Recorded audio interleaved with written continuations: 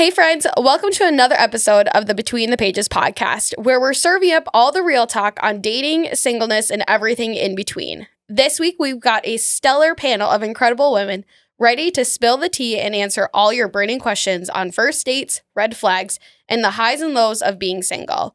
We're talking about all the things you've probably wondered about, but never had a chance to ask out loud.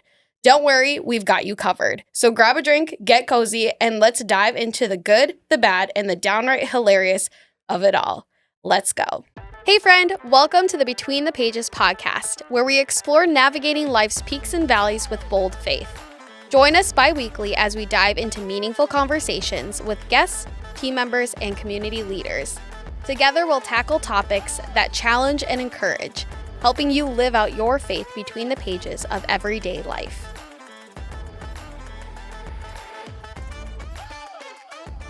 Well, welcome back, friends, to the Between the Pages podcast. And I am so excited because this week I am joined by three incredible women, and we are going to be answering all of your questions that you have sent in to us on dating, guys, singleness, red flags, what gives you the ick, all the things. It is going to be a fun episode. And I like to treat this as a women tell all. Because there's going to be a men tell all, and it's going to be great, and I'm excited. And what better way to start the month of love talking about all the things. So thank you guys for being here. Yeah. Welcome. Thanks for having us. Glad to be here. Yeah. Of course. Well, before we dive into like the ups, the downs, all the juicy questions that we have, let's just like say who you are, what you do, a fun fact, and a chance for our listeners and viewers to get to know you. Hannah, why don't you start us? Hi, I'm Hannah, and let's see. I'm new to Duluth within like the last 2 years, and I recently had a baby, so my full-time job is cleaning up after my child. Yes. Real. And she's really cute, and I like her a lot, but she is very messy. So yeah, that's what I do all day. And a fun fact about me is that yesterday I chipped my tooth on a tortilla chip. I thought you were going to say a tortilla shell, like a soft shell, and I was going to be like, literally I a had tortilla lots of chip. questions. I was just eating a tortilla chip, and then I was like, I think my tooth just chipped. Caught Wow. something extra crunchy. Yeah, Yes. gross, right? A little bit gross. So if anyone has any dentist recommendations, I'd really appreciate it. Hit your girl up. Yep. Love that. Okay. God be with your tooth. Yeah. Thank you. I'm Jill. I work at local Christian radio station, Life 97.3. I'm the program director, and I do the morning show. Fun fact about me is I just bought my first house a couple months ago. Woohoo. So Love that. home ownership is a fun thing. And I'll throw in a bonus fact because of Hannah's. I'm getting 2 cavities filled on Monday. So I have a dentist recommendation if you need it. Awesome. Yes. That's really why I came here today. I'm trying to think of my tooth. Like if that's Right. gonna I be was a like, fun do you fact. I'm like, do I have a tooth problem? A tooth fact. That's the new theme now. Yeah. I do not. I'm Carmen. I get to work at UMD. I'm the mentoring and engagement program coordinator. So I get to oversee a peer-to-peer mentoring program, leadership development, trainings, all different sorts of things. I don't have a fun tooth story. It's okay. It's all right. We're not judging. We're not judging. We It's listen. probably good that you don't actually. Yeah. think Yeah. that means you're Did okay. you have braces, No. headgear? any No. of that? Wow. None of that. That's impressive. None of that. Although I didn't You're have like the blessed. best dental hygiene like growing up, but like that's fine. It comes out as an adult. I also recently bought a house, and I'm Hey, just gonna congrats. put Hannah's business out there. Hannah also bought a house recently. That's so true. Lots And- of house. You And guys. it's Okay. it's something. It's a And we wild worked time. with the same lender. We did. Yeah.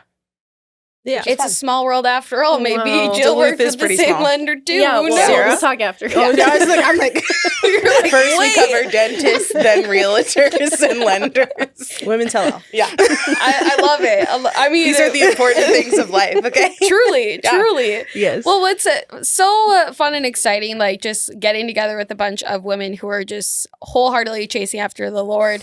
In each of your guys' stories, you've really kind of wrestled with the Lord and your singleness and navigating the world of dating and identity and purpose. And our listeners, our viewers have sent in lots of questions. And I know I kind of sent them to you as a preface for the episode to be like, okay, hold on, it's going to be okay. But one of the main questions that a lot of our listeners had asked, and we're just going to dive right on in and get going because I know that we're going to have some laughs on this episode. I can already tell. Yes. So one of the questions was, how did you get over the awkwardness of talking to guys? I feel especially nervous and overthink things really easily. So it's been hard to be my authentic self when talking to guys. Thank you.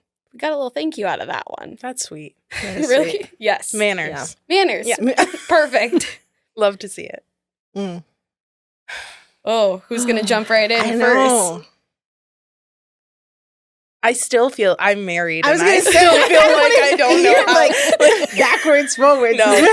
Well, I guess I should have said that in my intro, but I am married, but I've basically only dated my husband, and we didn't get married till I was 27.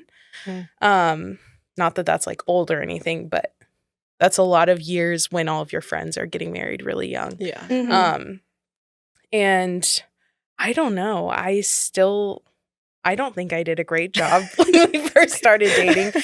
But I think the only advice I would have in this category is like, you just have to like put yourself out there and everybody feels awkward. And I don't know, like it's something where if you want it, you have to like take that first step forward and know that if it is your person or even if it's just like a future friend, that those things work itself out. It's awkward to talk to girls for the first time too, like if you're meeting a new friend. So I don't know. I think lowering the pressure and being like, I just need to be who I am. And even if that's awkward, so be it. Hopefully they accept that. Yeah. They don't run away or whatever your worst case scenario is. But that would be mine, I think. Yeah, I was pretty much thinking the same thing of like, everybody feels awkward. Like Yeah. you're not the only one that feels weird. And so give yourself some grace. Yeah. I think we Yeah. put a lot of pressure on ourselves and assume that I'm the only one that feels weird about this. Or like they seem so cool and collected. There's no way that like that is a mutual feeling right now. And I just think everybody kind of feels awkward. And so give yourself some grace for it. I say that, but like also lower the expectations. Like you're not going to go up to a Right. guy and just Yeah. expect him to be on a knee in 5 minutes. What? Like That's a Right. red flag, actually. Right. If that happens. if that happens, you run the other way. Yeah. But like, I mean, lowering those expectations, like go into it with that, like, you know what? This could be a really cool person. I just like, I want to know your name and I want to know your favorite color. Like, yeah. go in with a good question. What's a good question though? What's your favorite color? Okay. Sure. I've used that a couple times. Black. I'm like, why? Because it's dark. Be like, tell me more. That is good. Tell me more goes Yeah. a long way Say more, in tell me any more. kind of Yeah. conversations of like, tell me more. I was thinking about this question. I'm like, you mean besides showing all your teeth to express that you're interested? My Just chip. smile. You know what I mean? Yeah, like you guys said, like it's always going to be like the awkwardness of just interacting. Mhm. I've always been a guy's bro. And Okay. maybe that'll apply to like a later questions that people have asked, but like it's never been like super hard because like I'm super sporty. I grew up playing basketball, love watching sports. And so it's usually a good conversation starter. But then I think sometimes it's also at a disadvantage because then I automatically go into like this bro category. Yeah. And I'm friend like, zone. I don't want to be in this category. Like we can go on a date to a basketball game or we can go, Right. you know, But I feel that because I'm the same way. Yeah. Super sporty. Like, I'm like, tell me, like, what are your thoughts on KOC getting an extension on the contract for the Vikings? saying. Like, tell me, like, how you think the Lions are going to be now that Yeah. they're offensive, defensive coordinators, now the head coach of another team. Like, Right. tell me. But then you're Yeah. cool in that category. I Yeah. feel that. Somebody I can hang out with. I'm like, and date. Hey. Yeah. That is the goal. Yeah. Yes. I feel like sometimes too, like when sometimes it's naturally easier to just be friends with guys because Mhm. there's like, wow, I like to talk about Mhm. sports, or I like to play Mario Kart. I like to do things that Yeah. like you and your friends might do together. I feel like sometimes the tendency can then be to like withhold that part of Mhm. yourself if you assume that that's what makes them think you're Mhm. just a friend. Yeah. And like, don't do that, because if you really care about those things, you want to find someone who Yeah. also like loves that about you. And so even if it means you end up in the friend zone more than you want, at least you're able to be like, oh, well, if that doesn't Mhm. make me interesting to you Mhm. as a potential like person to date, then I don't think this would work Yeah. anyway. You Yeah. know, like, so don't Absolutely. withhold something Yeah. either, because I feel like that's a risk that Mhm. as women we have too. Absolutely. Who hasn't heard the guard your heart? You got to guard it Yeah. from the moment you start talking. Literally. Watch out. They'll What? get you. They'll get They'll get you. But it's just like, I feel the same way. And I think, too, it's like any hard thing you have to do in life where you just have to like cold plunging. You just have to walk in the water. You just have to jump in. And to think that, like, I don't know, it's not going to be awkward is almost kind of funny. That's like movie stuff because it's Mhm. not like that. And I don't know, just embrace it. Embrace it. Know that the other person is going to say something silly. And then you can like leave and go tell your girlfriends Laugh how about it funny that later. was. Yeah. That is true. Great Yep. story. I do have some of those stories. And like, you may not ever see that person again. Right. Ever. So you can walk up to a dude and be like, hey, I'm Carmen. What's your favorite color? Tell me more. Tell me more. Yeah. He's like, black, go away. Like, all right. All right, fine. Yeah. Didn't want to talk to you anyway. Absolutely. When it comes to, that like talking to guys can be awkward. Yeah. And, I think some of our listeners asking that question, like, what are some ways that you can be confident in who you are, but also show up in confidence in the presence of even a guy that you maybe like or are interested in? I think Jill hit on it of like being not hiding some of the things that you are naturally knowledgeable about, that naturally interest you, because I feel like those are the things that make you you. So like once you, it's easier said than done, right? Of like, because you are perfectly you. Mhm. And sometimes it's not as easy to always remember that, Mhm. especially in singleness, especially in a world where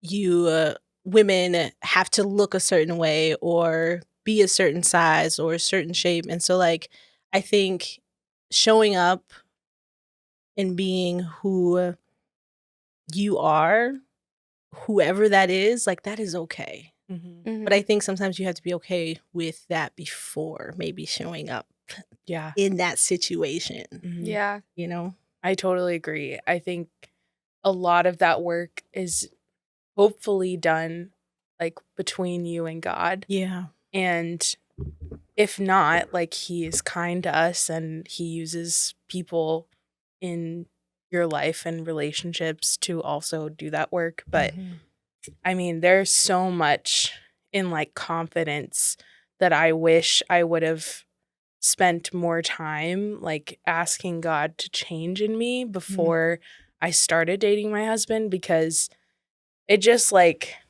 you can be so confident in like your perception of yourself, but then to add that extra layer of vulnerability where like it just kind of reflects how you view your relationship with God. And if there's any part of that where you think I have to earn this or I'm not good enough, Yeah. it shows up in that relationship too. And there's a lot of that I just, if I could go back, and I know it's fine now, but well, postpartum is a whole other thing. Yeah. But if I could go back and like tell myself, like keep working on this, Yeah. and that is like a valid thing to put your time and energy in your relationship with God, is having that like firm foundation and confidence in who he's made you, because it does really negatively affect your other relationships if it's completely unchecked. But we can't be perfect, so Yeah. also give yourself grace. We need That's like a caveat for everything. Yeah, It's like- literally. Yes. Yeah, I don't think I have anything to add. Like, Ah. if you want to show up in confidence with a guy, you probably want to show up in confidence with any relationship. Yeah. Mhm. And it's like, well, do you know who you are then? Mhm. And I think all of us struggle with that. So that's not a like, do you know who you are? Yeah.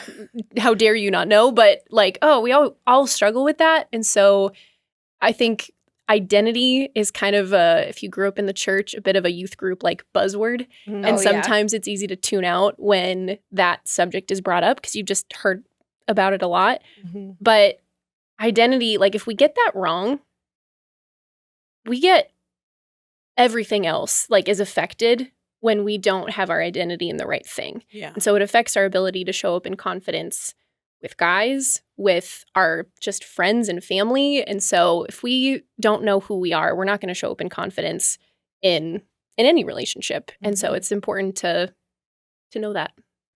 Has there been anything in, excuse me, in your guys' life that you have maybe, taken into practice of reminding yourself of who you are, that confidence, and building that confidence within yourself as you like meet new friends or go on first dates, or when you first met your husband? Like, what was some of those things that you maybe like spoke over yourself or did to kind of build that confidence within your own self? Join women from across Minnesota at the first ever year of Called, a weekends women's conference created by women for women at Bethel University on March 7th and 8th. Alongside others, discover your calling as we encourage each other in community to embrace the calling God has for us in this season.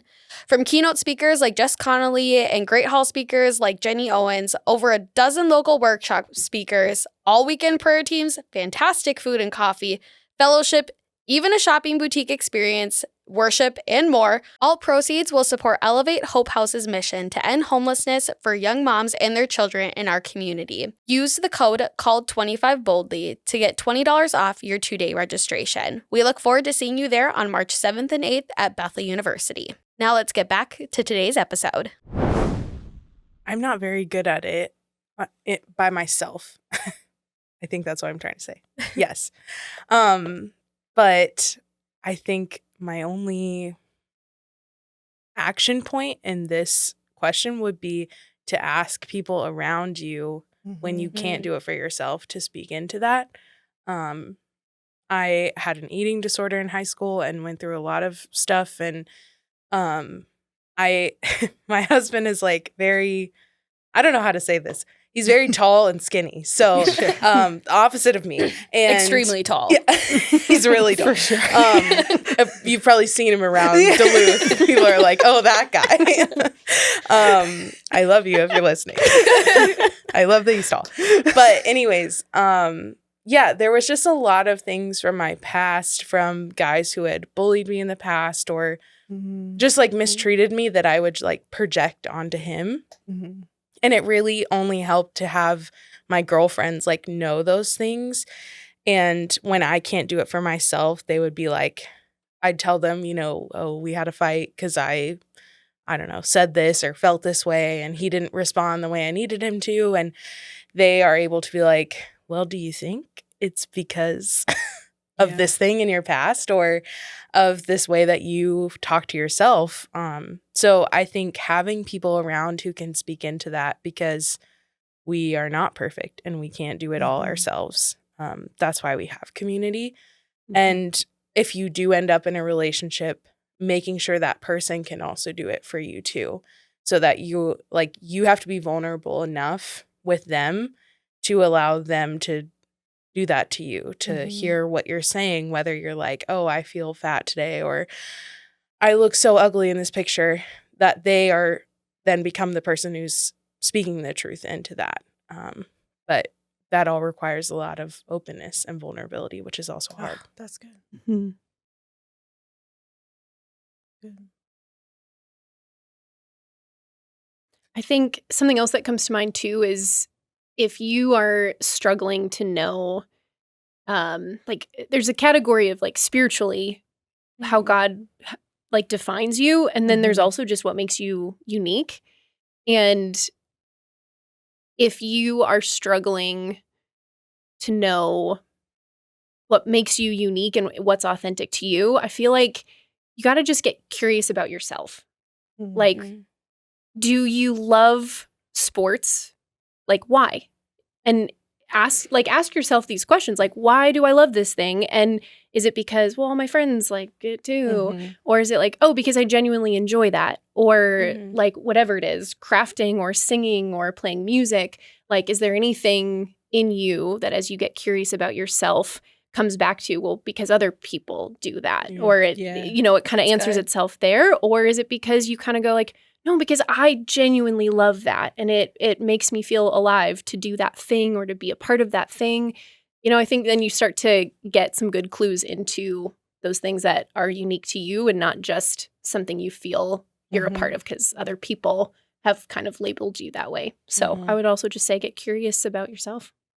Ask Yeah. yourself to tell me more. Right. For real, yeah. Journal. Tell me more, more. me.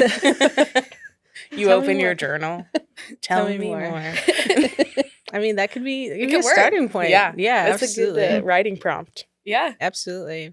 I agree. I think what worked for me is bringing other people in, right? If I'm up at 2 a.m., I have made it my business that my best friend is also up at 2 a.m., right? Like we signed up to be best friends. Like this is what it is. And I'm calling you if I can't, like, if it's one of those nights where you really can't sleep about whatever it is. I think for like my self-love has come from, therapy, conversations, prayer with God, and yeah, bringing other people in and like speaking the truth over my life when I'm not speaking truth to me. And then like, I don't know if y'all ever heard like that saying, right? If somebody talked to you the way that you talk to you, like would you be Mhm. their friends? Ooh. And I'm like, that really hit home, right? Because I'm Right. like, no, I wouldn't. Like, Right. Absolutely like, you're not not. gonna, you're not gonna just disrespect me. No. And so I think, I think all of it kind of just plays a role into like how I kind of came through. I did take intentional time off dating too, to like really work and grow and kind of love myself in an intentional way. Mhm. And that helped. And you get to know yourself, and yeah, the things you like to do, you get to meet new friends. And that's all a part of singleness too, and the joys in that too, the flexibility. Absolutely. You don't have to answer to anyone. Yes. Just do whatever you want to Yeah. do. To go home Amen. after work, I'll go get coffee. I want to go get coffee. I'll go for that walk, okay? Love it. Watch that sunset. Changing gears just a little bit. Kind of talking about in your reflection time as you, sit with the Lord, pray about and for your future husband. Mm. What do you have maybe on your list or in your mind of what you look for in a future partner? A pulse. A pulse. Alive? Is that Breathing? A beating heart. A functioning brain. Well, that you're asking for. Now you're I know, getting now into the we're real getting boy. That's too much. You know what I think is funny? Like off of that a little bit, Yeah. I have heard so many people use the phrase like they just need a nice Christian girl or they just need a Interesting. nice Christian boy. And I hear that and I'm like, that's the bare minimum. Right, yeah. Like, That's I'm the sorry, base but level. that shouldn't make the list. You should just assume Right. that's already That's like dollar we're- store quality, Yeah. honestly. Yeah. Like we need Target quality. Yeah. And so I always know that they Facts. mean it well. Yeah. But it's been said, like there was a friend who was talking about this guy that was great, and they're like, he just needs a nice Christian girl. And I'm like, that doesn't really make me want to Right. get set up because Right. What if is you he deserve doing? more than just a Christian Yes. boy. Yes. Like you can want Yes. other things, and your partner should have more qualities that you like more than just they're a man and they love Jesus. And those are great Mhm. things. And a lot. But it's allegedly. okay to want more than that. Yeah. And a sustained marriage needs more than that, honestly. Mhm.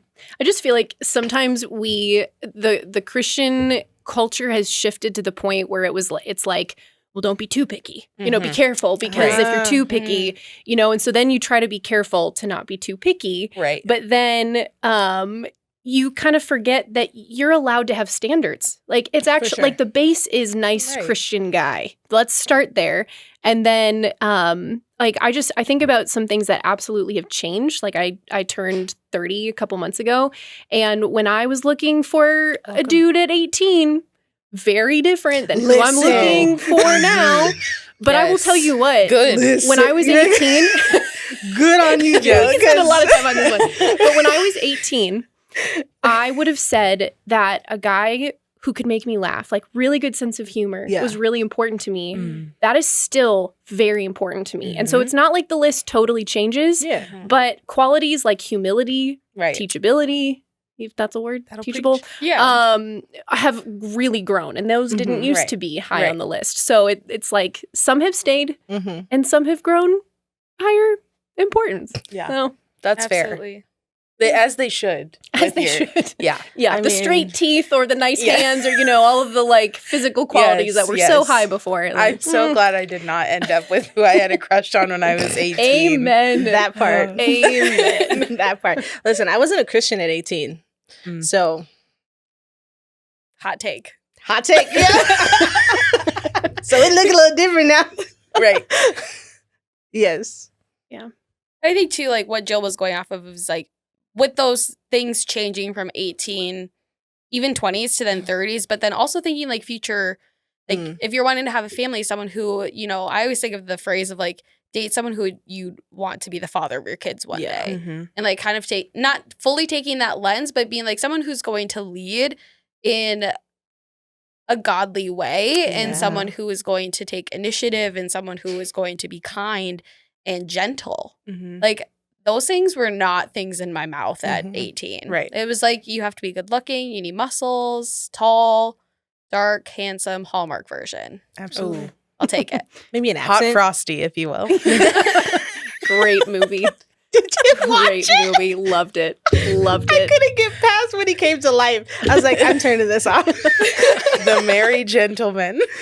Okay. That was Yeah, good. that was good. Okay, I have something off of what you said, and not to get into the red flag question because I know we're We can go there. Okay. Yeah. Red okay. flags. So I totally agree about the like, you can have more standards. Like you don't need to have like just Christian and living Yeah. man. Well, Because that's kind of boring, honestly. But I do think people get caught up on the wrong standards. And I think it's like social media, things like that. And even like when I was on apps for a few minutes, it's like a few minutes, a few days, a few weeks, if you will. months. Yeah. Years. No, I lasted a whole 5 days on Bumble, and I was like, actually, this is the pit of hell for me. So I'll be getting out now. God, it's in your I hands. see my Blessed. exit. Yeah. Yes. But anyways, what I was saying is it's like the first things you see are like, did they go to school? Do Yeah. they do drugs? Do they want kids? Like these kind of things. And those are important for you to know eventually. But I do think there are different, like the things you mentioned, it's like, are they teachable? Do they want kids is a fair question, but are they going to be a good parent? Like what kind of parent do they want to be? Yeah. And I think like focusing on like income, and even though the details of those are really important, I think we've like highlighted a lot of the, like girls will say like, oh, it's a red flag if he wears flip-flops or whatever. It's like, okay, so when Can't show the you're, toes. I don't know, 90 and like you need a comfortable shoe, you're going to be mad that your husband is wearing a flip-flop. I don't know. I just think some of those things, it's like, do you really want a relationship where you are fully accepting of this person? Because they may be thinking, I really hate when girls wear flip-flops, you know? True. And do you want to change for them? Or do you want them to change for you? And if that's part of your standard, that's fair too. But there's just things that you have to give and take because it's a person that you cannot fully control.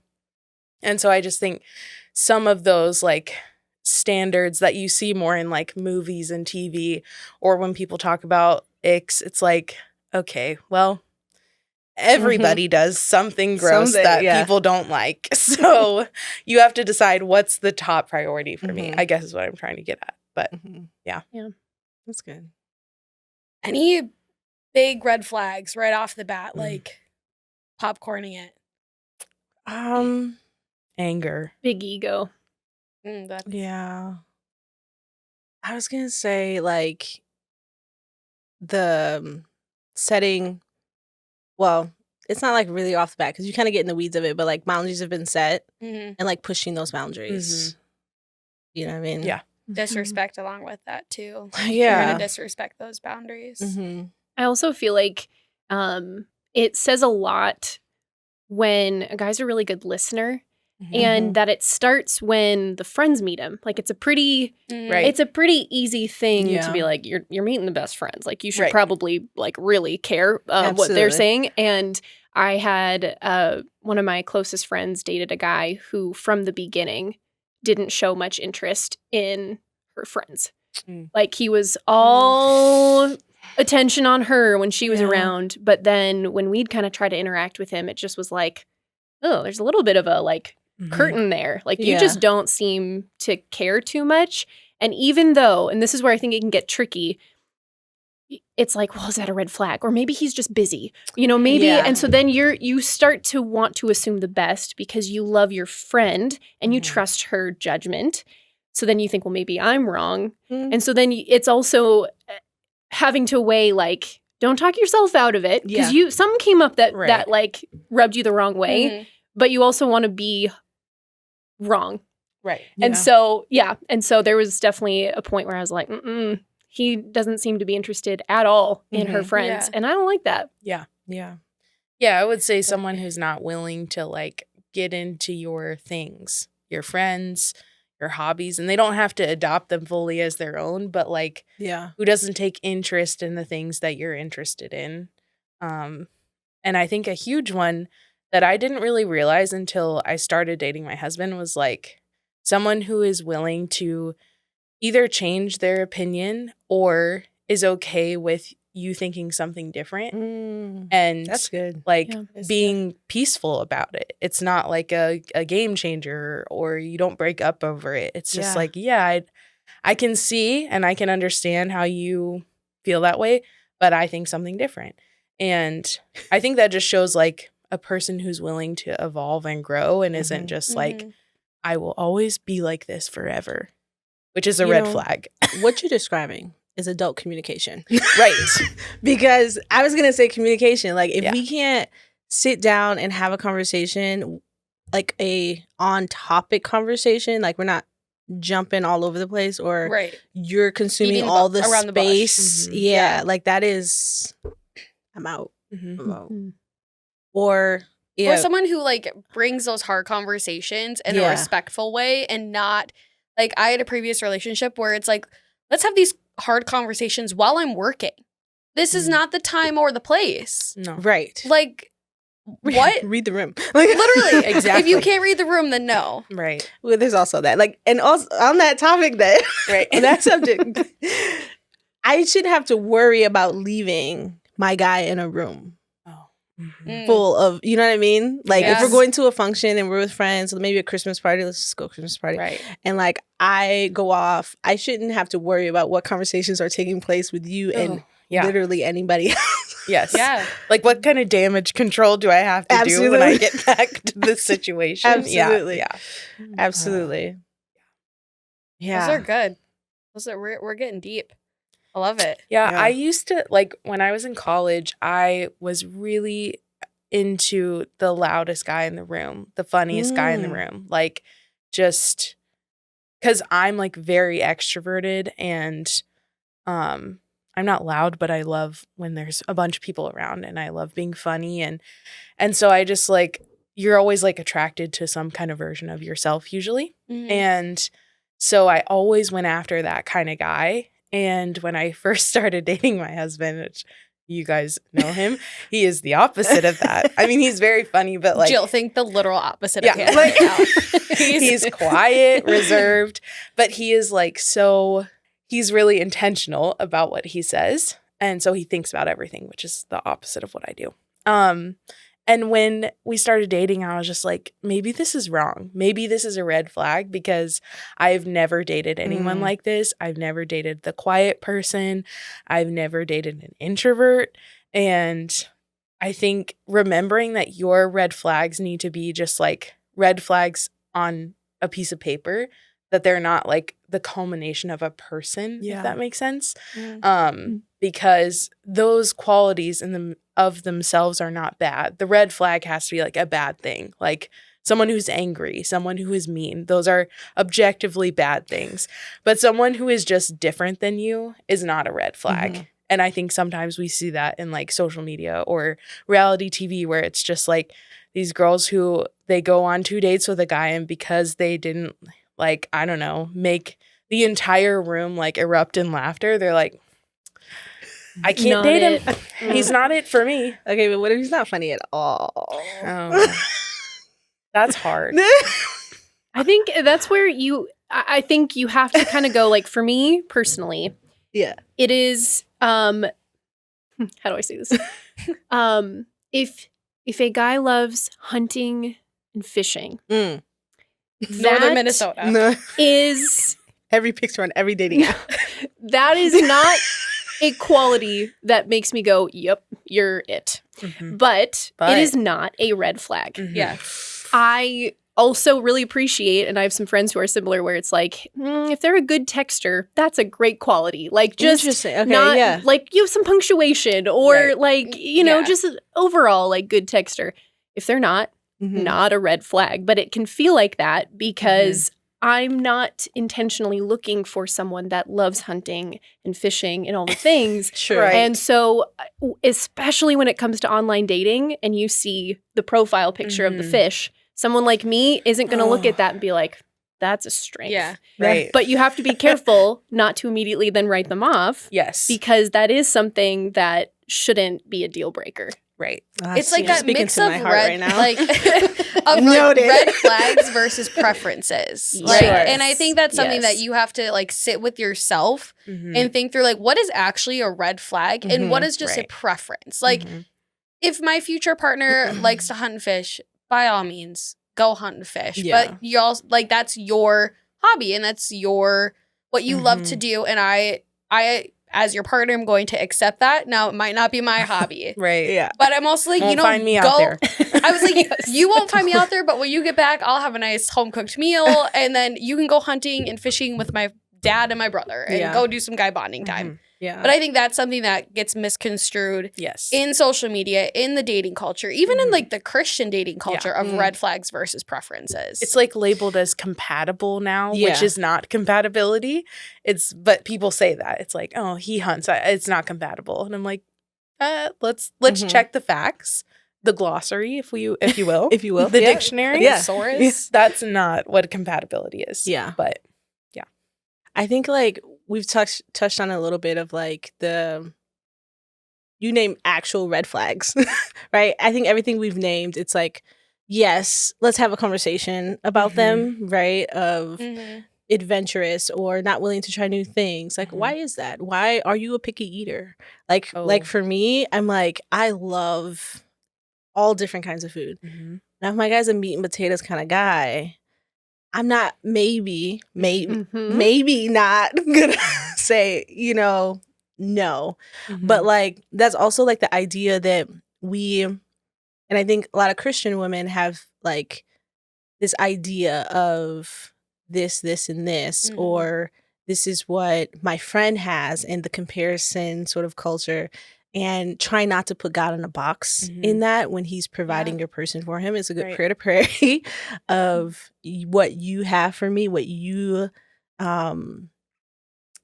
think that I need. like you thought that you someone that's super extroverted and all these different other qualities, but that's not what God's like.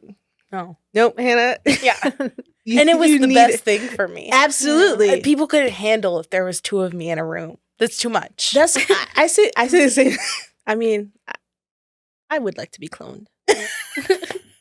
I feel like Confession. the world I would like needs 2 of me. But like but yes, so like not putting God in a box in what he has for your life. And I think that's really good prayer. Going off of that too, kind of changing gears in just a way of, not putting God in a box. When I know like a few of us have really dealt with that like season of singleness and, having those highs and lows within singleness, things that you're struggling with.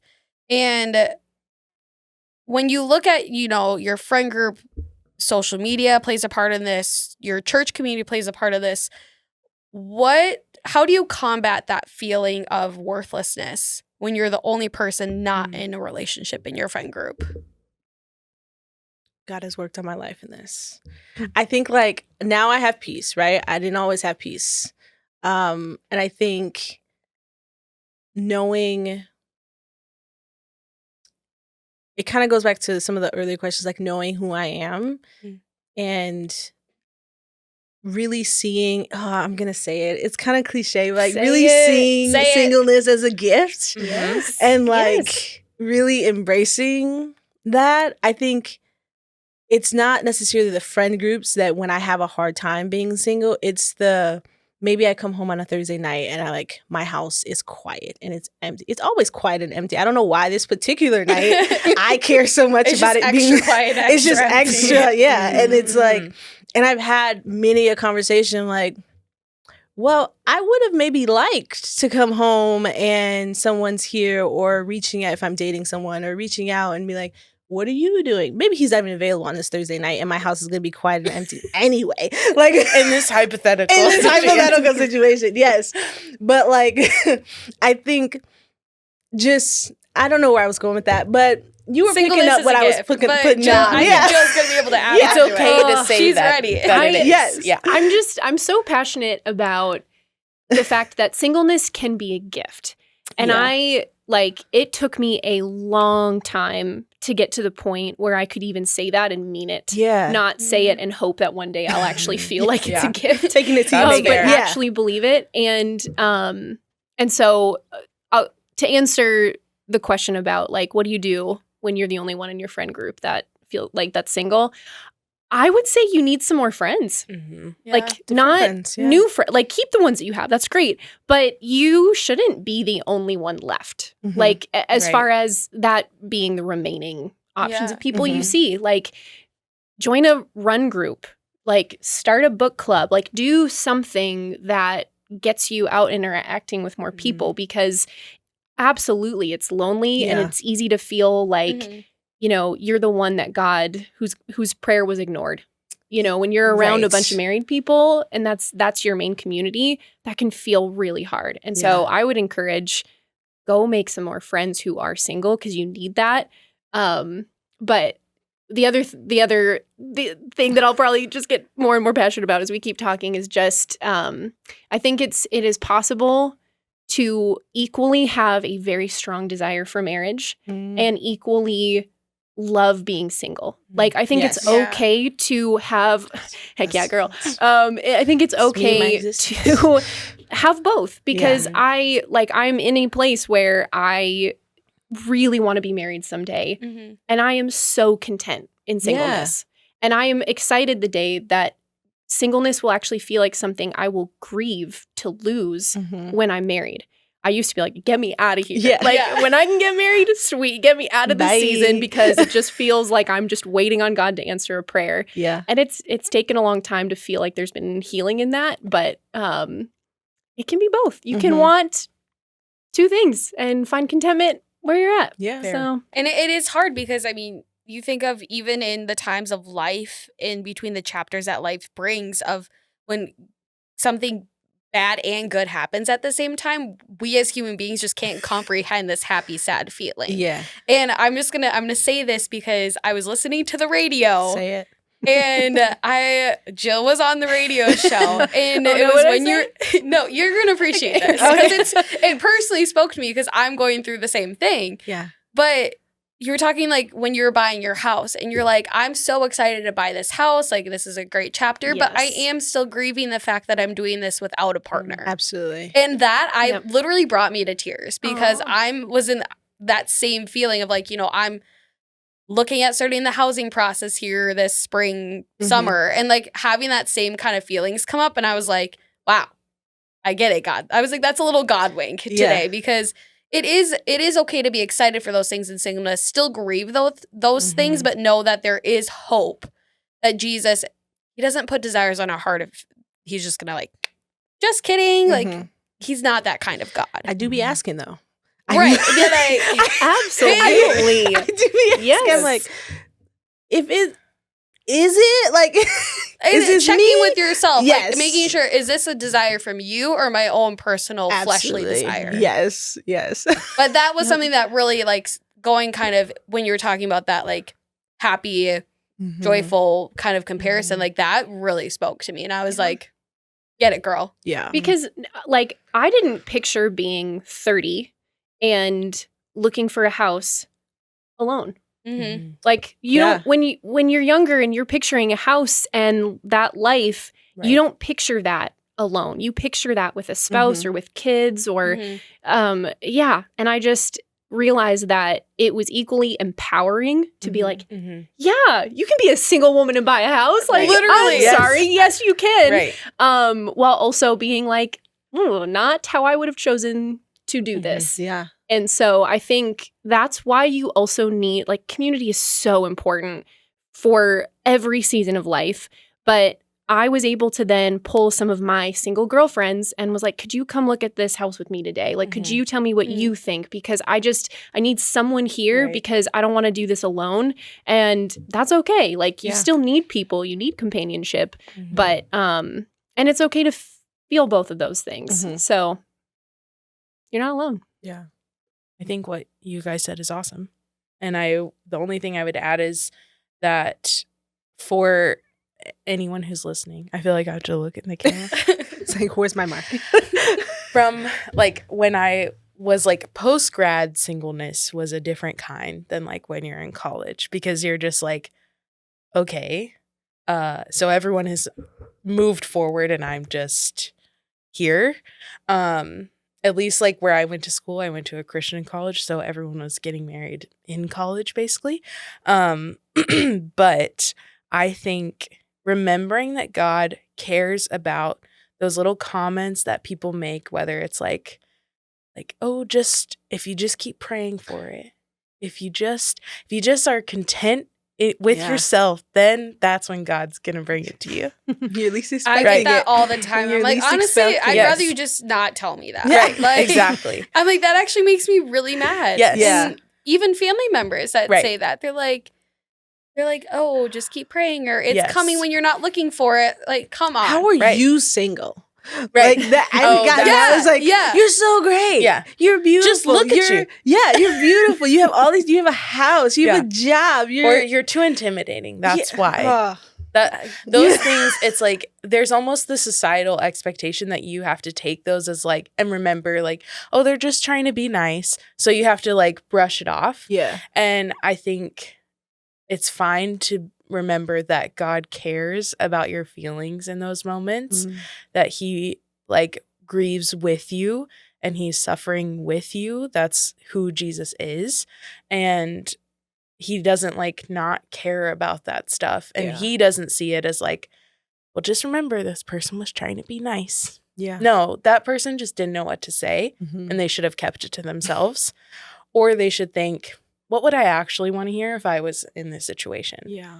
And it's fair to look at that as like something that hurts you and something that God cares to redeem and to heal in you, rather than something you just have to accept and move forward. And maybe you get to the point where you say something kind of snarky back. Yeah. Just saying. That'll You could. preach. It could make family things fun and exciting. Yeah. True, it could add a little spice. Yeah. And speaking of, singleness, sitting in this for just a tad bit longer before you move on, how have you found joy in singleness? Because I think there is that, like, how do I find this joy? Like, I'm just sitting here waiting, be like, God, bring manna from heaven, like, please, like.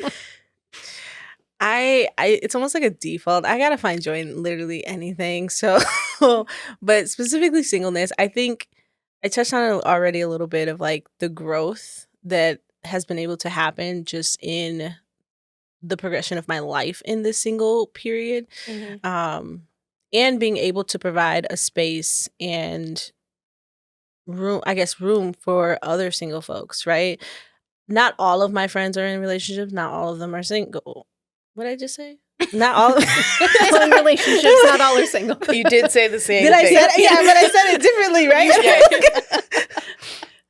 Not all your friends are in relationships, and you have some friends that are in relationships. Some are single, some are not. Yeah, some are We single, got there. and some Great are job, not. everybody. We were going to get there It takes a eventually by the end of the community. episode. Yes. Okay, there we A go. village, if you will. It takes a village, okay?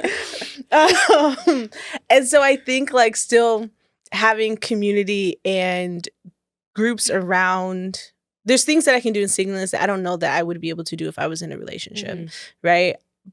Closed on my house, moved in summer, but I get to hold a small group at my house, right? I don't know if I would have held a small group at my house if I was dating someone or married. Being able to be in discipleship type relationships with specific people, I don't know if and so it's like these certain areas that God is growing and has been growing in me and healing in me. We talk about like self-worth, like image, like all those things. Like me taking intentional time off dating allowed me to do a lot of healing from childhood trauma and like really recognize who I am and value who I am before even stepping into that. And then being like having the confidence to even like share some of those things with other people.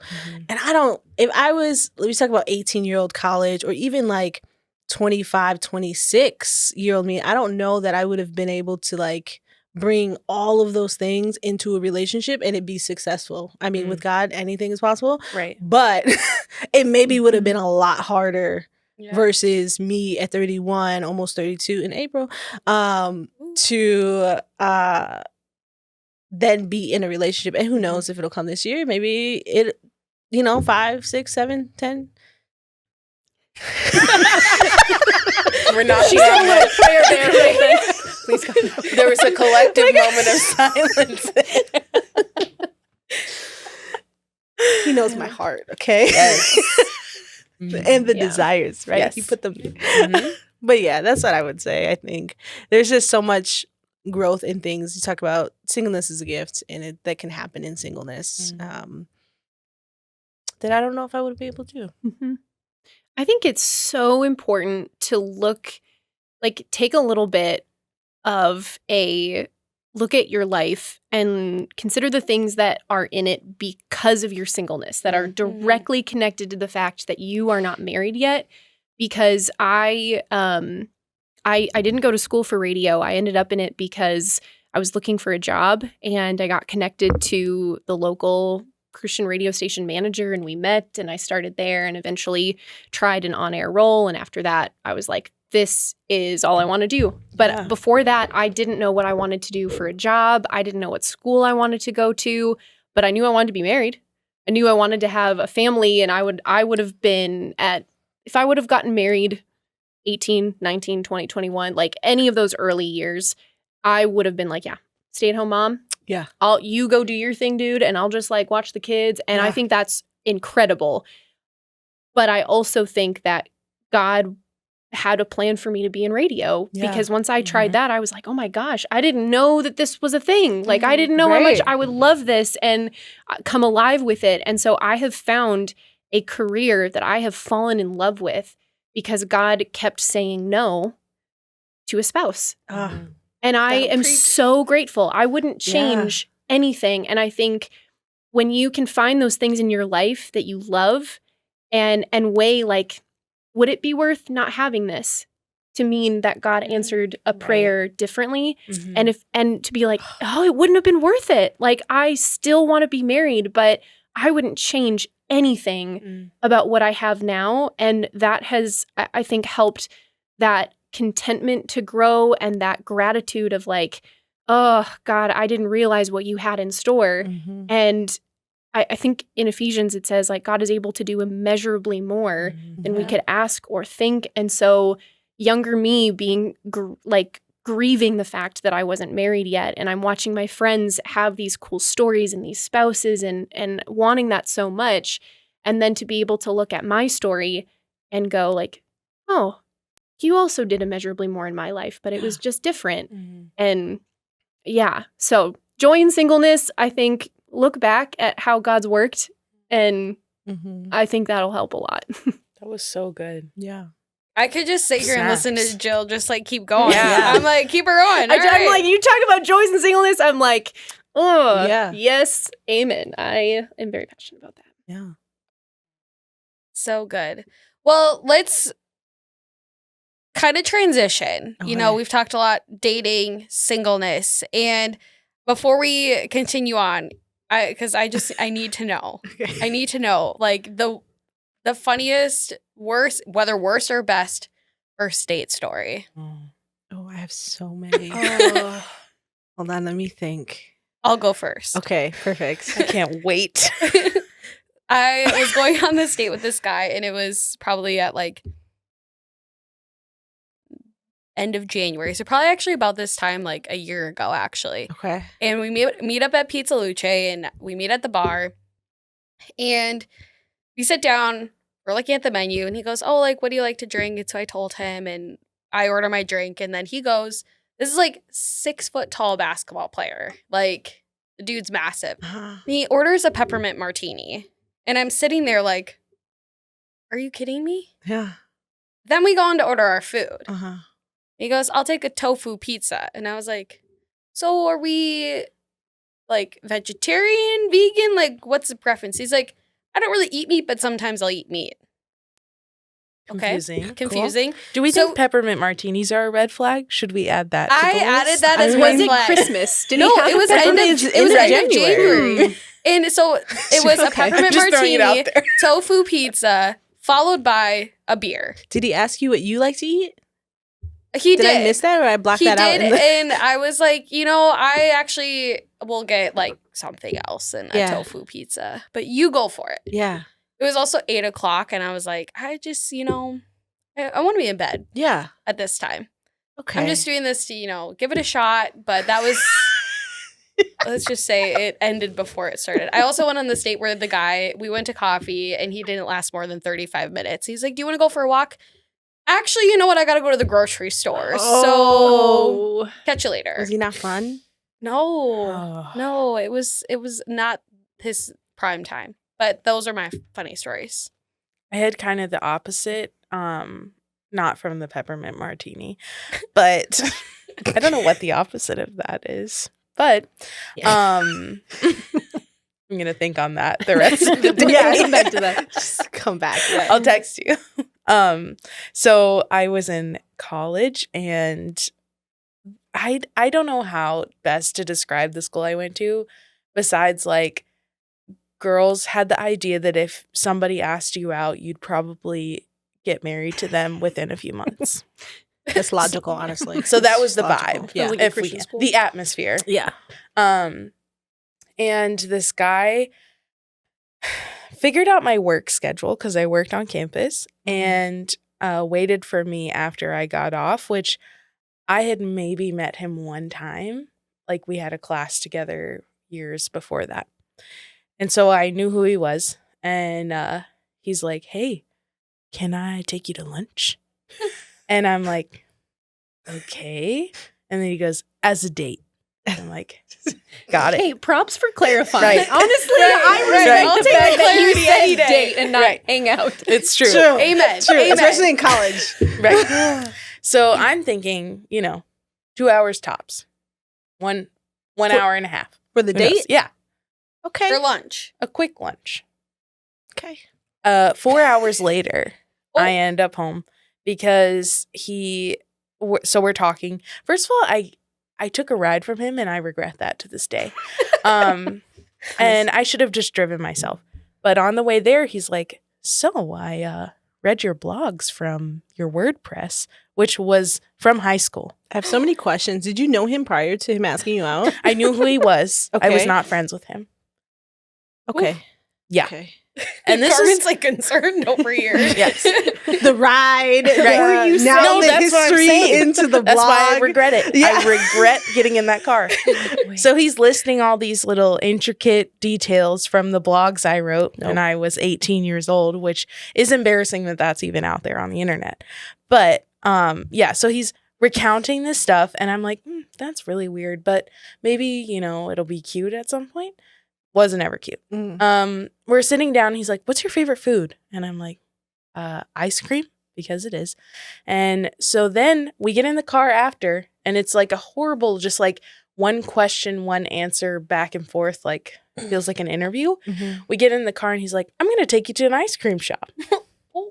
And I'm like, okay. Ask if I want to go. I don't think I like ice cream Right. anymore. Just kidding. Maybe I lied. I don't know. Yeah. So the date lasted 4 hours and he was pretty sure that we were going to end up together and told me every detail about his life. And it was pretty cringe. And I had to break it off and he thought it was because I didn't like his testimony. So, Oof. yeah. The tea. And that's That what is went tea. around Didn't the like school. the tea. Yeah. Ooh. Even worse. Yep. Yeah. How big was the school? There were 30 graduates in my major. So wow. small. Yeah. So small. Yeah. So small. That news traveled fast. Very What fast. year was this? My So many senior questions. year. You see, so many questions. Yeah. Okay, I need another story. Wow. This is Okay. good. My worst one was a friend was trying to set me up with this guy, and it was supposed to be a blind date, but she told me who it was, and it was a guy that I actually knew of and was like, he's real good looking. So Period. yeah, I'm down. Thank you, Jesus. Yep. I was like, this is already off to a great start. And so she and I were texting back and forth, and then she and him were texting back and forth Oh. to figure out getting together. And she I was like, okay, here's the days at work, and then it would be nothing. And eventually the communication on his part was so slow. She's like, why don't you text him Oh. and figure it out? And part of me was like, I don't know if I should have to be the one to do this. Like, Right. Yeah. you asked me if I wanted to be Right. set up. But I was like, okay. So then she gives me his number and had told him, like, she'll just reach out. And I texted him. Nothing. Oh, no. Oh. And so then I texted her and I was like, hey, so kind of you to think of me. I don't think this is going to work out. He Right, hasn't yeah. said anything. And she was like, oh, no, he's just terrible at responding. Like, I'll figure it out. So we finally find a time after probably a week or two of the slowest communication ever. Oh. And I'm already like, I don't think this guy wants to go on a date. It's like, Like, this guy's not this getting is the any vibe I'm picking up is I points just don't think beforehand. he wants to. But Right. now I feel like I'm in it. Yeah. I'm here. And so we went to Hoops Brewery, Nice. and she sorry. Please tell me guys, she's not sitting at a I different table. already like, a forgot long way an away. important- She's got binoculars. I forgot an important part of the I've done that story. for a friend. When she reached out to him, he was like nervous and didn't want it to just be him and I. So she's like, my husband and I will come. No. Not And a we'll bring chaperone. some other Absolutely friends. No. And then we'll all We go can't together. bring mom and dad. And I was like, I don't need that. Does he need that? No. Right. And she was like, yeah, he's pretty nervous about it. I was like, No. okay. So I get flag. there and there are two couples at the table, me, and I sit down and he's not there yet. And she was like, so sorry. He's always running late. He'll probably be Red like flag. 30 Red minutes flag. late. Red flag. And I was like, oh, this Says is the person going who's also super always running well. late. but also same. But for a date? No. So then Yeah, 10 minutes. we're all sitting down. He's the only one not there yet. He finally comes and he looks like he forgot that there was ever anything about a date. He's wearing, it is winter, and he is wearing Crocs with no socks, pants that, like the cargo pants that are like your work pants that have paint all over them. They're ripped up, a t-shirt that has sweat stains, a hat. Like there was no concern at all about it. And I was like, you really don't want to be here, do you? And I bet he you sits look down. so cute too. You know, well, yeah, you got, So I'm Obviously. like, hey, You're how like, I dare cut you? my I hair look for you. good. Right. Like, And It's not every day. and he I don't wake up like was this. even more attractive, like sitting across the table from him. And I was like, oh, I hate, wow, why? You look so good, Even and you're with the kind of the Crocs. worst, even with the Crocs. And so then we all start to chat, and he says nothing to me, and No. the night goes on, and he knew. Side fun fact: I love ping pong. Hoops had a ping pong table. He had heard about that I like to play, and he goes, "So you like ping pong?" Yeah, And I bro. said, Yes, I do. Yes, I do." And that was the only question he asked me the entire night. No.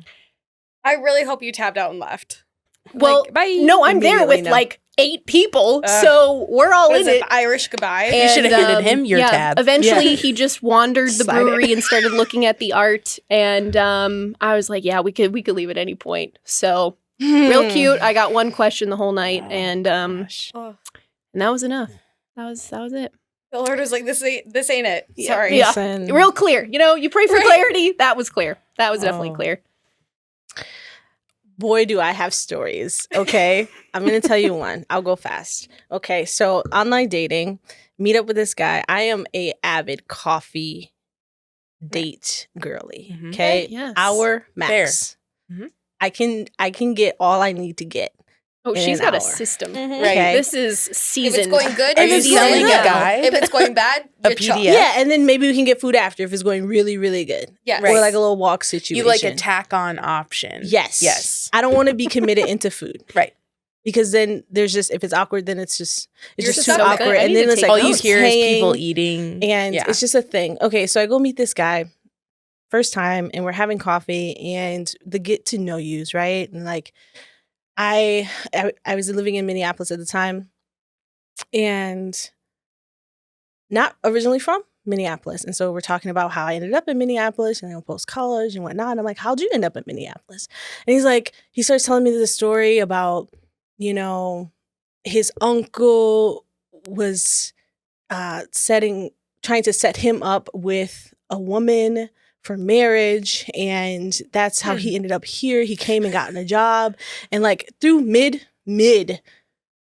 there was conversation that happened before this conversation happened, but mid conversation, and I'm like, are you married? Mid conversation, he goes, I'm getting to it. The way I said, you better get faster to it. He couldn't answer a simple yes or no. Word. I'm sweating now. I've got to find out what happens. I was like, Wow. he said, I'm getting to it, right? And I was No. like, can you get a little faster That's the wrong to answer, it? Right? That's actually. really the wrong answer. And so he continues in the conversation, right? And he's like, it was like an arranged marriage situation with Oh. his uncle and this woman. And I'm like, immediately so many questions. Like, are you together? Are you separated? Why am Are I you here? divorced? Right. Why am I here? All the questions, right? And then he goes, we're living together. We're separated. No. And immediately, no. No. I was like, There is no way. I've to really sugarcoat- had a Thank you. So not great time much. here today. And I would appreciate it if you never invite me out ever again. Right. Kind of thing. And so it did end quickly. How do you go forward from that? You don't. Does he get anyone to go? Exactly. And the way he was like building up the story, and I'm like, no. Okay. So Well, better that you found out on the first date and not like the Right. fifth. That's True. so true. It Or gets- you you like guys- roll up somewhere and Oh, there there's she more? is. there's more. Oh I like my gosh. So we leave, okay? And I'm walking to my car and we meet. And so he's like, well, It was good. It was good to get to know you, right? And he goes in for a little hug. It was like a weird little half hug. And the way he tried to go in for a kiss, I was a bobblehead. I was a bobble. I was. What are we doing? Dodge it. No. What are we doing? Fast forward a week and a half. Okay. Ow. There's so much How to is he say. still? I know. Fast forward a week and a half. We're no longer. It's nothing. No communication. Nothing. I lived in St. Louis Park in Minneapolis. Yeah. Well, Minnesota. It's like a first ring. Got it. Yeah. And I was shopping at an outlet, which is in Eagan, objectively 25 minutes from where I live and reside. I love, talk about singleness, I love a little date day with myself, a little shopping, coffee, maybe a mid-afternoon movie, okay? Wow. Amen. This Amen. sounds amazing. And I go to this movie, it's like 2 p.m. in the afternoon. Who do I see? No. Because you're trapped in a dark room. Yeah. Does And he I see be you? watching shows. Yep, we interact. And the thing about me is also Is she with him? No. Okay. He's also by himself in the movie. And I'm like, you don't live, first of all, in this area. You No. live in I St. hope Paul. you We are in ditched Eagan. your phone and got a new phone. Here's the thing, right? So I love movies. Okay. And I'm here, I'm going to enjoy an afternoon by myself, having a movie. He goes, oh, we're seeing the same movie. You want to sit Oh, together? No. Okay, friends, I did say yes. No. Okay. I did. No. What am I going to do? I'm Right. all of a sudden not seeing a movie You now. already had to dodge a kiss from him. It seems like the lesser of two evils. So, right, we can't talk. We're in a movie. So you think. Oh no. He's like, how have you been? No. And I'm like, I'm trying to watch this movie is what I'm trying to do in this current moment. Yes, I'm trying to ask all sorts of questions. We get through the movie. It's fine. Say goodbye. Never see the man again. It just ended. That's it. Wow. And he's here today. And now we welcome That's Yes. crazy. Yeah, Wow. there's so many more where that came from. We'll just have to have a whole new another episode just on these stories. just on first dates. So, something that you said with the self-care, doing things that you love on a Saturday. We Yeah. have 2 more questions to get through before we end the episode here. I think something that can be hard is then when you're like, oh, I want to do these things like with a group of friends, or, you have a really good guy friend that also likes the movies or something. But then you get this weird, like, are we friends? Is this a date? This is kind of awkward. You're a friend to me, but I don't know what I am to you. How do you navigate guy friendships versus guys you are interested in? I love this question. You want to take it first? I would love to because I do ready. have a close knit of guy friends like from college, and like they've been in relationships, and I don't think like one's been married, and like I've always just been a part. Like I met her for the first time, and like it was just fine, and I would go over and I would hang out with him, hang out with her, them together, them separately, right? Mm-hmm. And so I probably have like 3 or 4 like really close guy friends. And one, I feel like once you had like a date or like I think I like this person, you just act different. Yep. You know what I mean? Like as soon as like it becomes like, let's get coffee, let's go on a date, it's like, oh my gosh. Like Right. Then you're worrying about your hair. Yeah. You're worried about my guy friends. I'm like bun on top of my head. I got one sock out, one's tucked in. Maybe I brushed my teeth this morning. It's like you get me as I am. It should be like that for men that you're interested in too, but it's just not. Right. And so it is hard to navigate like when I start dating someone, that will be hard to navigate, and boundaries. And I don't ever want to lose those people in my life, but also, what do you do? Like, what do you know what I mean? And when they get someone else in their lives, half of them are dating. And so I'm just like, I don't have a great answer for that. I have navigated it and just trying to be respectful of the relationship always, and be consistent in having conversation. But as a girly, I think you do act differently between guy friends and maybe a guy that you're interested in. Yeah.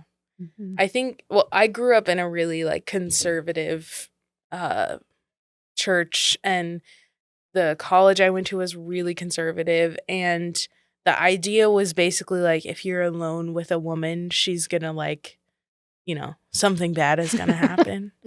And it turns out it's the married guy who's trying to kiss you at the end of the day. She's trying to drink some water. Yeah. If you've ever read the news. Turns out, yeah. But yeah, like just I grew up with this idea that like I can't be alone with a guy, or I can't be friends with a guy because just automatically, because we're different genders, it's going to happen. We're going to come together. We're going to be man and wife, which never happened like that. And I think letting go of that feeling that just because you are talking to a guy means you have to be romantically interested in them is like one, stifling to those actual friendships that don't need to be anything else, especially if you ever do get married. Like, I would spend so much time if I was concerned about every woman that my husband talked to. And I don't mean that you can't have any like boundaries in your relationships, but I trust him.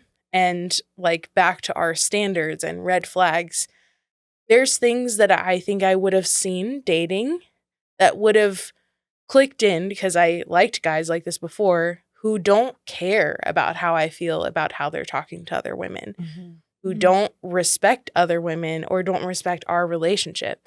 And if you're dating guys like that, you can't expect it to be any different if you do get married to them.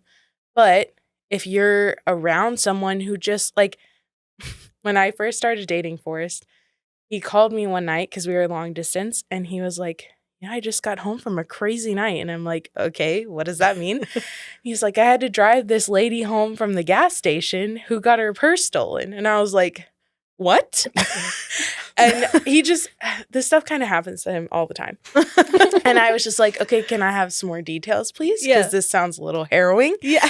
And, but like, it was one of those things where I felt like I had to be mad that he was alone and with a woman in his car because of how I grew up and how I was taught about guy-girl friendships or even just someone helping someone out. Like literally the school I went to, there was a rule for employees that you could not be in the car. Like if we were all going to lunch, you had to ride with the same gender. Wow. So things like that. And, Whoa. yeah, I just remember being like, am I supposed to like question this? And then I'm like, no, he's being a nice, but like, I like that he did that for somebody. And she was like old and not like some hot girl he was looking for. But just things like that, where it's like, is this from scripture? Is this how God intended relationships to be? Or is this what I've been taught based on somebody's opinion? That's good. Because I think we can get really bogged down by like, I'm supposed to feel this way, or I was taught to do this, so I need to act this way, or I don't trust him in general, so of course I can't let him have girlfriends. Well, that's like a root issue if you can't trust him. And being open and honest about those boundaries. Because, like, if you've been cheated on, of course, you're going to have different boundaries than somebody who's never experienced that because you have different pain and trauma that you've been through. So respect those things, but, like, don't just assume that because a guy and a girl are sitting next to each other at a coffee shop or whatever, that they're going to end up walking down the aisle. That's not how the world works. Thankfully, honestly. Yeah. Yeah, one like smaller category in the pool of people that are like managing guys that you're interested in versus just friends. Something that I have not done very well is when the relationship is they're kind of interested in you and you're not in them. Like you just want friendship. I think the first thing that can be really hard, or if it's the other way around, you're interested and they're not. If you are not treating those guys similarly in those different categories with the same level of like care and honor and respect, you really could risk damaging a friendship. Yeah. Right. And so you have to be really careful when you both are not agreeing on the preference for the relationship. And for me, when it has been they're interested and I'm not, I really don't like the DTR conversations, which if you don't know what that means, it's define the relationship conversations. And DTR. That makes sense. I just like to avoid those like the plague. I don't like it. And because I think it just feels weird when you have to be the one to be like, yeah, I don't like you like that. That does not feel good to say. Right. And so I would rather you just pick up on my cues Right. than we actually read have the to room? talk this out. And I've realized It's really an art.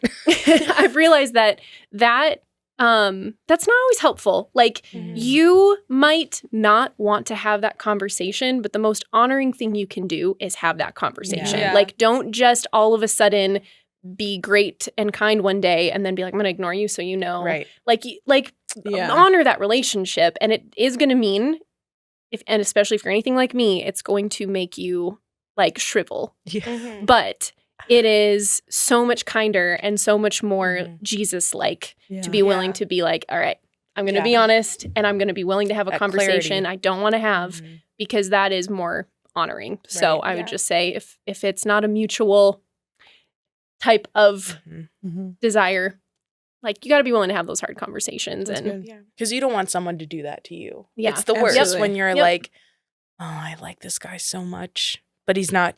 I don't think he does. And then, but he's acting like he does. But he doesn't. Listen. That's the worst. It's when he's the worst. acting like it, and like it becomes like the mixed signals. Yeah. And then you say something, it's like, oh, well, I'm just being me. And then you analyze every single thing. That's the worst. Hot take. Hot take. That's a hot Yes. take. Yeah. If you're having to analyze everything and wonder if he likes you, Then it's not. It's he not doesn't from like God. you. Yeah. Like I hate to say it.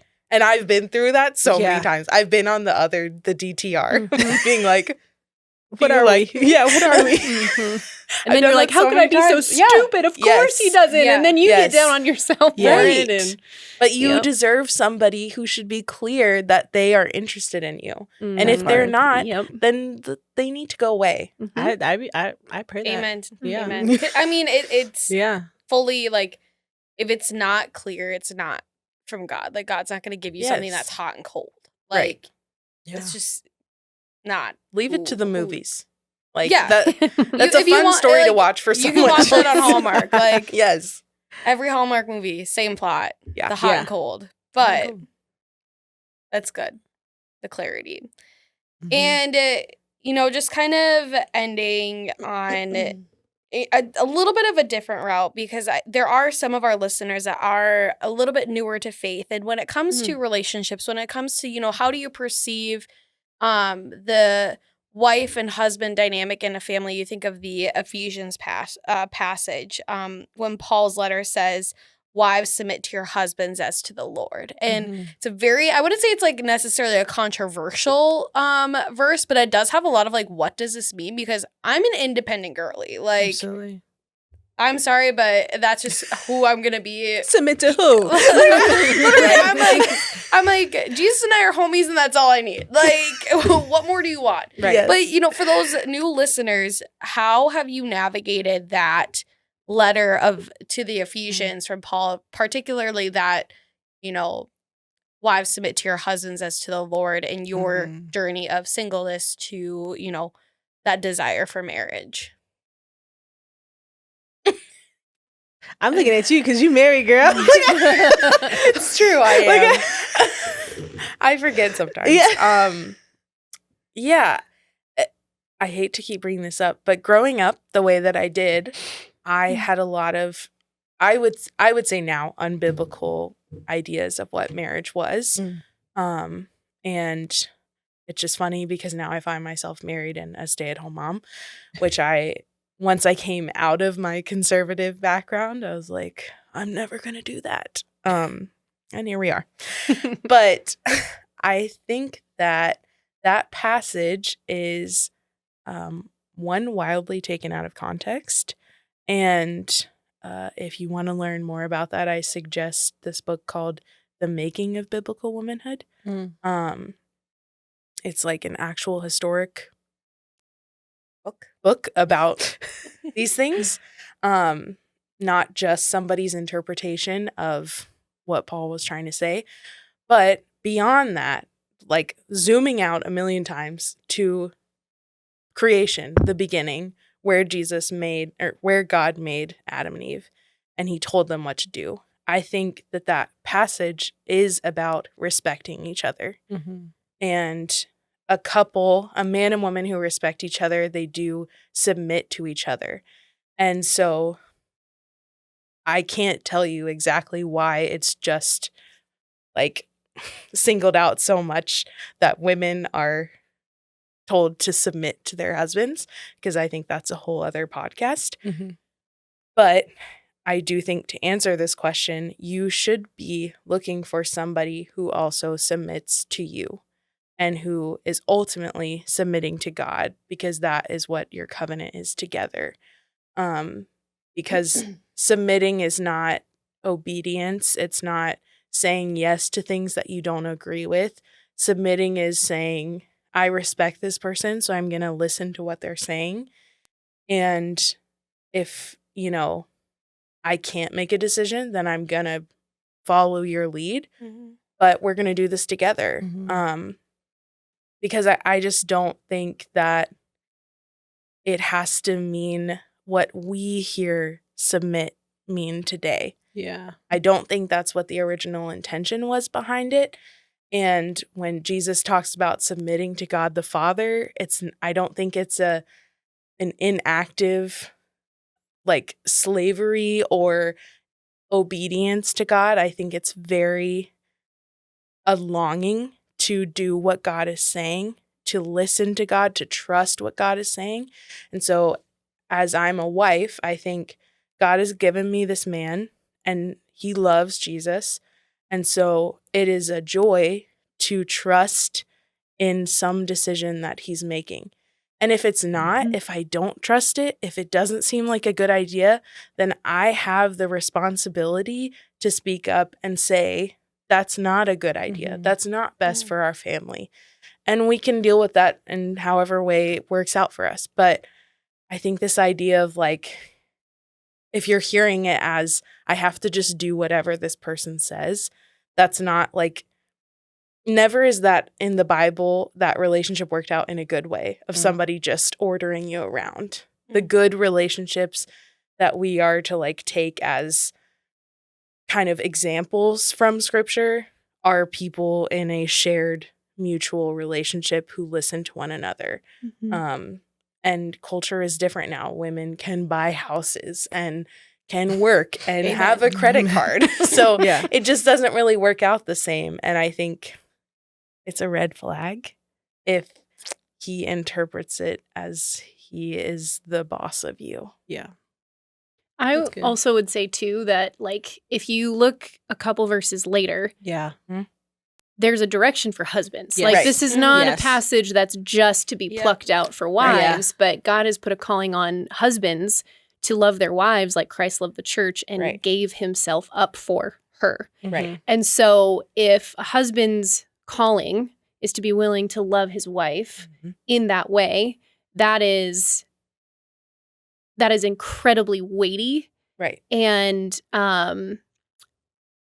so I would say that my responsibility as a single woman is to look for a man who's going to love me like Christ loved the church. And if I have a man like that, submitting to him, that's not a tension point. That's like, well, geez, you've got a hard job and my job isn't going to be easy either. And so I think that's important. But then also, like with you just mentioning friends listening who are newer to faith, like I would say just as a general encouragement, like anytime you find a passage that feels very like, like always let what's clear about scripture like help you understand what's not. And so if it starts to feel like, whoa, like does God not care about the independence of women from this verse? Okay, that's a little obscure. So maybe let's go back and see Yeah, right. how he defines women and Right. what identity he gives us. And like, let's go back to the kind of love of God that is so clear that when we come to passages like that, it gives you a little more freedom to go, okay, you're not a God of chaos. You love us equally. You have given us direction and jobs, and you have placed callings on our lives. And so that wouldn't add up if I like interpreted that passage that way. So just general encouragement, like look for what's clear and let that help define what's not. Yeah. That's good. I don't think a person who is reading it the way that this question is worded is somebody you want to like hitch your life to forever. If they're reading it as like, now I have this over you. Control, yeah. That's a whole other list of red flags. Absolutely. Is somebody who thinks this is how I get my way and everything. Because the Bible says. Watch out. Submit, yeah. I was actually going to reference the action points that scripture gives the next verse or two about husbands, right? Of like, it's different than what is asked of women, or wives, but it is equally as important, different tasks, different points. And you touched on it a little bit, Hannah, of like the,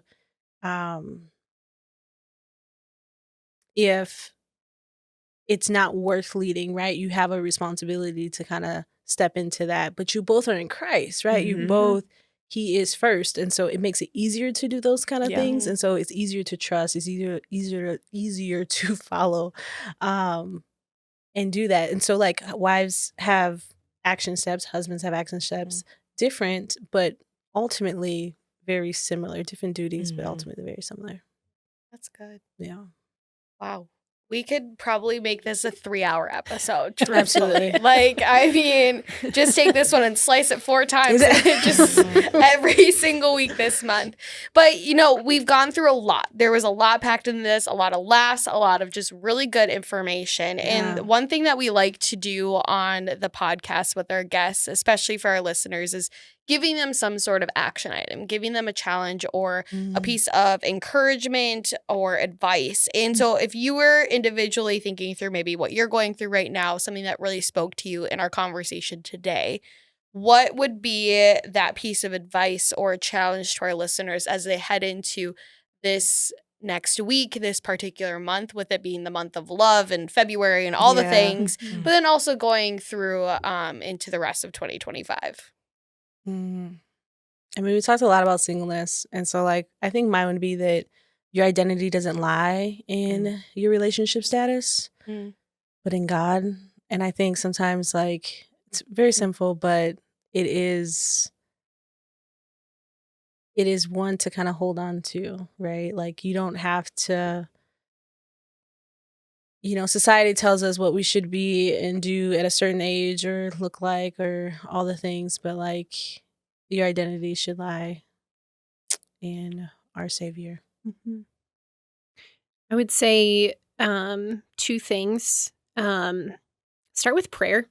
Yeah. Like, you might not get everything that you're asking God for, but it doesn't mean that he doesn't want to know like what you want. And so give him as specific of a list as you want. Like, you might actually find that he's gonna honor that. Yeah. You don't, but at the end of the day, like, pray and like tell him what's on your heart and your desires, and then trust that whether he answers that perfectly or not, he has your best in mind. Absolutely. But like, tell him, just talk to him about it. And the second thing I would say is, like, your life is such a gift that you get to steward. And so if you are single and you want to be married, steward your singleness, because you might not have it forever. Like, for all you know, you could meet your future husband tomorrow and lose on your way out all the the door things. today. You could literally, like, at any point, you could have found your future husband.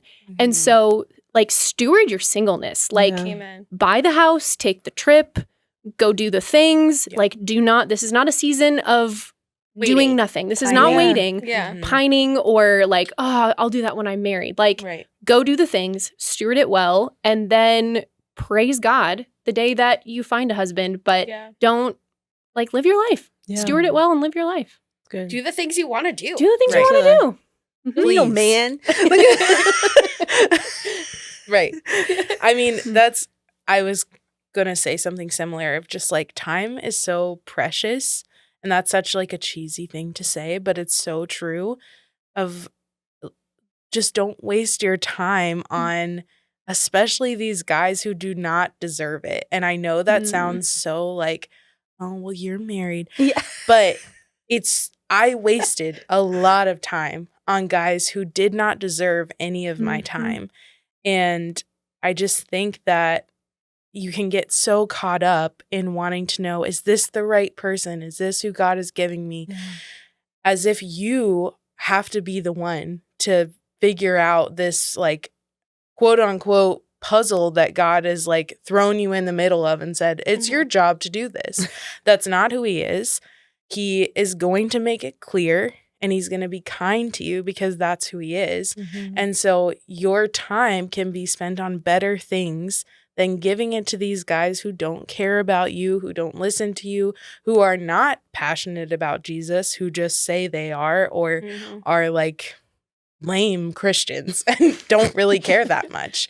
And you are worth so much more than that. Your time, you can be taking trips, you can be buying houses, you can be making cool girlfriends who are way better to talk to, even if you do get married.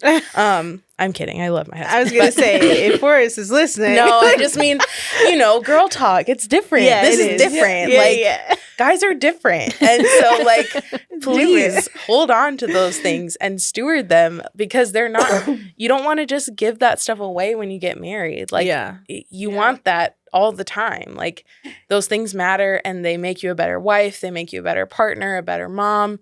And you as a person need to be healthy and complete and satisfied in who Jesus made you because that makes you a better relationship partner to everything else that you're doing in your life.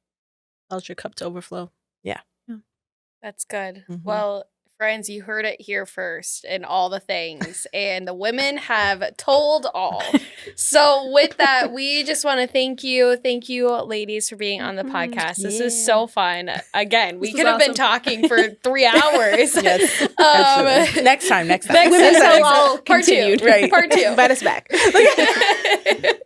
Absolutely. Well, friends, we just want to thank you for joining us again this week for our Women Tell All series. And the next time we are on the podcast, we are going to hear the opposite with our Men Tell All panel. So I will be joined by 3 guys, and I'm going to be keeping that a secret of who is going to be on here because I'm really excited. And I hope you join us here in a couple of weeks. Make sure that you go connect with us on Instagram, Facebook, all the things. If you have questions for these ladies, feel free to send us more questions. We will get you connected with them.